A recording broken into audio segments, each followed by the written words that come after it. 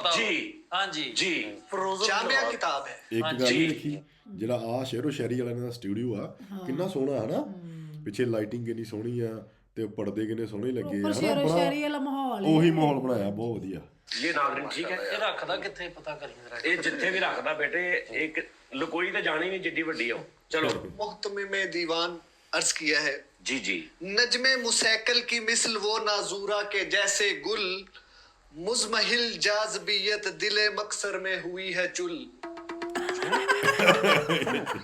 ਸ਼ੁਕਰ ਆ ਬਈ ਸ਼ੁਕਰ ਬਚ ਗਏ ਦੋ ਤਿੰਨਾਂ ਨੁਕਤਿਆਂ ਬਚਾਇਆ ਬਈ ਵਾਹ अचाड़ी आहद बंदा वा भी मैं सदरे महफिल रिपीट करदा हुंदा ना ये रिपीट भी नहीं मैं कर सकदा जी मैं की हुन कमा चुल पांडे दो मुरिए चुल चलो ये मजिन्ना है हैं ये मजिन्ना है ये नहीं ये अच्छा ये मजिन्ना ये है। मजिन्ना है कि करेगा वो भी मुआदलत। हाँ ये मुजिन्ना है कि करेगा वो भी मुआदलत ਜਿਹੜੀ ਦਲਤੀਆਂ ਦਲੁਤੀਆਂ यस मुआदलत वो गेसुए मुकव्वस है जीने का सामान कुल।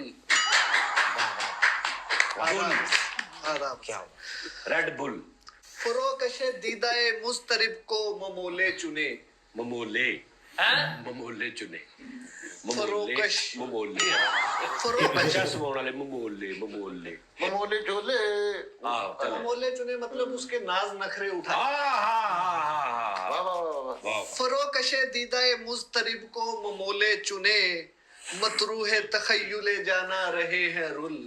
आधा वर्ष है जी। वो रहे हैं रुल अच्छा यार ये किते ब्याह हो जे ते कोई बुड्ढी बेचारी साईं टैप जी अनपढ़ जी होवे तो जलील कर देगा ਉਹਨੂੰ ਦੱਸਵੇ ਬਹਾਨਾ ਬੰਦ ਕਰੋ इसमें रोटी मंगनी है तो दिल करे सिर पिटन लग पड़ा ਆਹੋ हमारी खामा फरसाई में अगर कोई पेची ਓਏ ਹਟ ਜਾ ਬਾ ਤੇਰਾ ਮੁੱਕ ਗਿਆ ਵਾ ਖਾਣਾ ਸਹੀ ਪਛਾਣਾ यार अगर आप अपनी बीवी को कहना हो कि आप बहुत खूबसूरत लग रही कैसे कहेंगे उस्ताद जी ने 10-60 मिनट तक कह देना है। सबसे पहले तो आपसे गुजारिश करूंगा कि मैं गंजवर और जरियाब हूँ, नवाब हूँ।